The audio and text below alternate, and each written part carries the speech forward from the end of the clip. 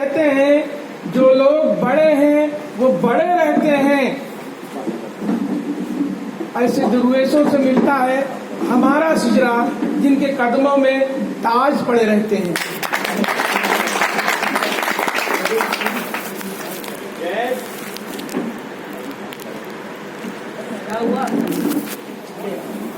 आज के सदर मोहतरम जनाब इसरार भाई, गफारी बिरादरी की राष्ट्रीय सरपरस्त हाजी मुख्तार साहब, इस मिशन में कंधे से कंधा मिलाकर चलने वाले राष्ट्रीय प्रवक्ता पप्पू भाई और शफीक भाई, हमारे साथ साई की तरह चलने वाले प्रदेश अध्यक्ष जनाब वसीम भाई, हमारी बिरादरी में इस मिशन को किस तरह से कामयाब करें दिन रात सोचने वाले जनाब रिजवानुल्लाह भाई, महाराष्ट्र से आए हुए शफातुल्लाह भाई, हमारे बीच में मौजूद मंडल अध्यक्ष जनाब कलीम गफारी साहब, फैजाबाद ही नहीं 2-4-10 जिलों में मशहूर और मारूफ शख्सियत जनाब हाजी महमूद साहब,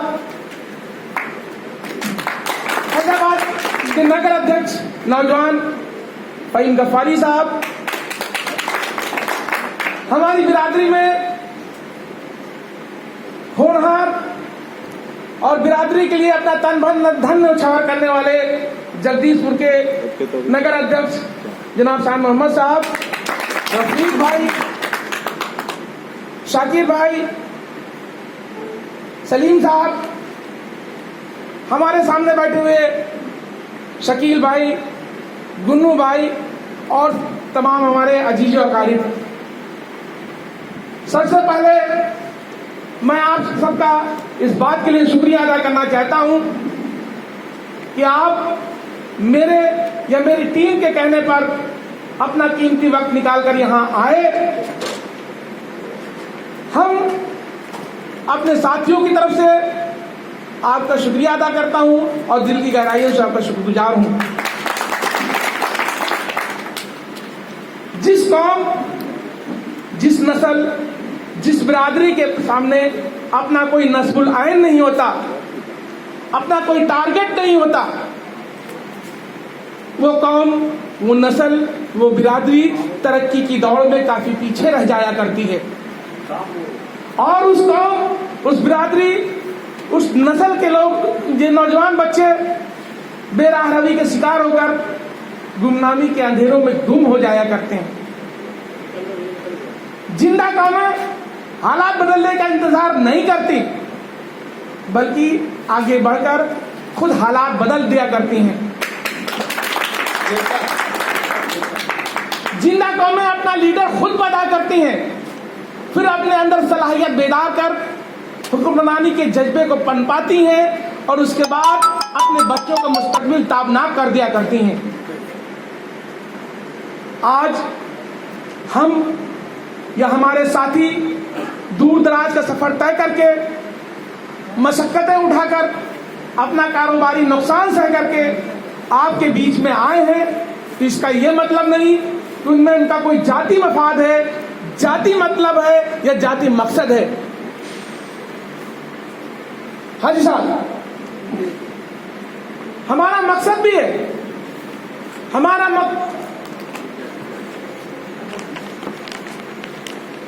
मकसद भी है, हमारा मतलब भी है और हमारा मफाद भी है, और वो ये कि हमारा और हमारे बच्चों का नाम समाज में बाइज्जत तरीके से लिया जाए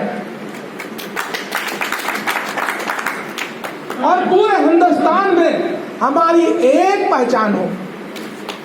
हमारा मकसद है कि हमारे बच्चे भी दूसरी कौमों और दूसरी बिरादरियों की तरह आला तालीम याफ्ता हों। हमारा मकसद है कि हमारे बच्चे भी पढ़ लिख कर DM, SP, collector, doctor, engineer बने। ये है हमारा मकसद।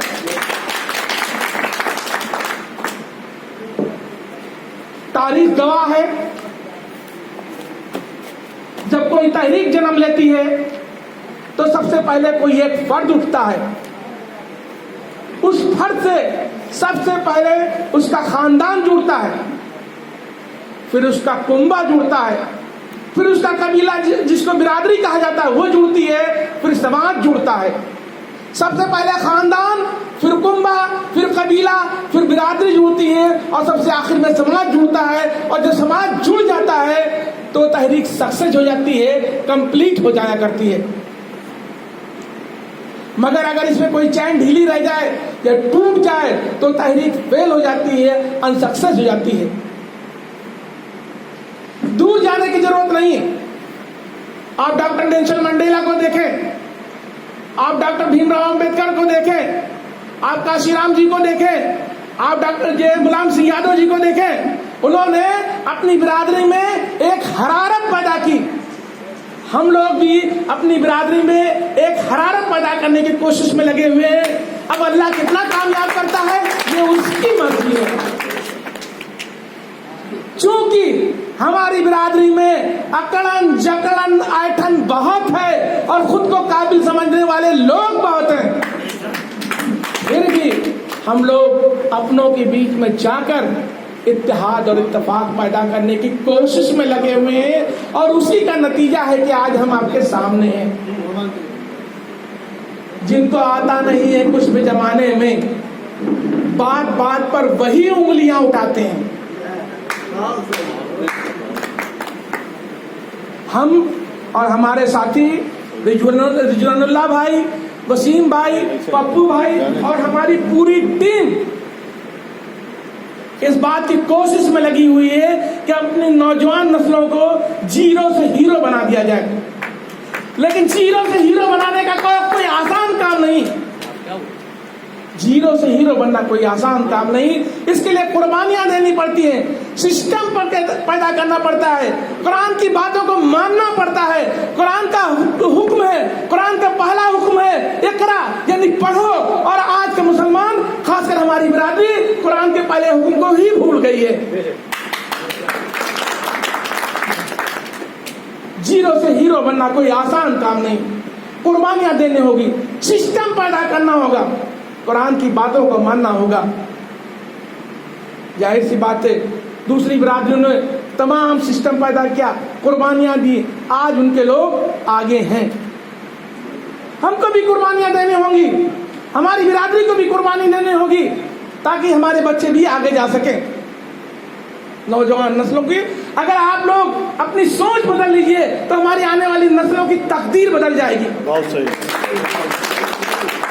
मैं अपनी बिरादरी से भी कुर्बानी मांगता हूं।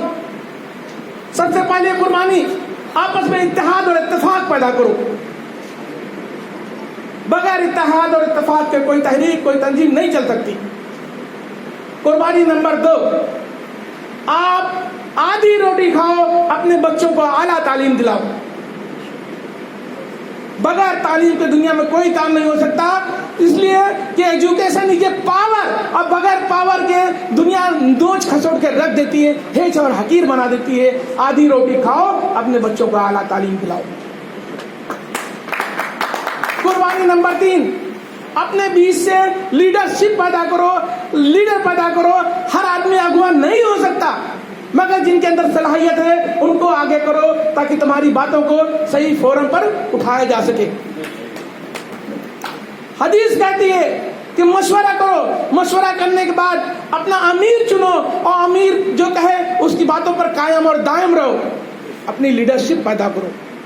और सबसे आखिर में कुर्बानी नंबर 4, कोई भी तहरीक, कोई भी तंजीम बगैर पैसे की नहीं चल सकती। जैसा कि हमारे शफीक भाई ने बताया कि हम लोगों ने गफ्फारी कोई एक वो नहीं है कि बस हम गफ्फारी लिख लें, बस काम हमारा खत्म हो जाए, या हमको जात प्रमाण पत्र मिल जाए बस काम खत्म हो जाए। गफ्फारी एक मिशन है जो जिंदगी के हर शोबों में रंग करना चाहती है। आप लोगों ने देखा होगा कि लॉकडाउन में हम लोगों ने, हमारी टीम ने पूरे उत्तर प्रदेश में, उत्तर प्रदेश के अलावा मध्य प्रदेश में और राजस्थान में भी हम लोगों ने मदद की। वो मदद चाहे बूंद के बराबर ही क्यों ना हो, कोशिश की हमने। हम जहां तक नहीं पहुंचे हैं, जहां कभी नहीं गए हैं, अगर हम उससे यह पता चला है कि हमारी बिरादरी को वहां जरूरत है तो हम लोगों ने वहां मदद की है। यह हमारी टीम का एक मिशन है। इसके अलावा हमारी टीम जहां जहां भी हमारी कमेटियां गठित हुई हैं और अगर हमारी कोई गरीब बच्ची है उसके लिए हम मदद कर रहे हैं। अभी आप लोगों ने व्हाट्सएप वगैरह पर देखा है, हर जगह हम लोगों ने बहुत बच्चियों की मदद की है, बहुत बीमारों की मदद की है। हमने अल्लाह ने हम लोगों का, हमारी टीम का दामन इतना वसी नहीं किया है, लेकिन ये मदद आप ही लोगों के सहारे, आप ही लोगों को उस पर हो रहा है।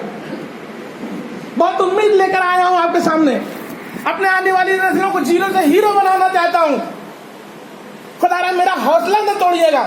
अगर मेरा हौसला टूट गया तो आने वाली नस्लों का मुस्तकबिल रोशन होने में सदियां लग जाएंगी और मैं सदियों का काम सालों में कर लेना चाहता हूं। अल्लाह।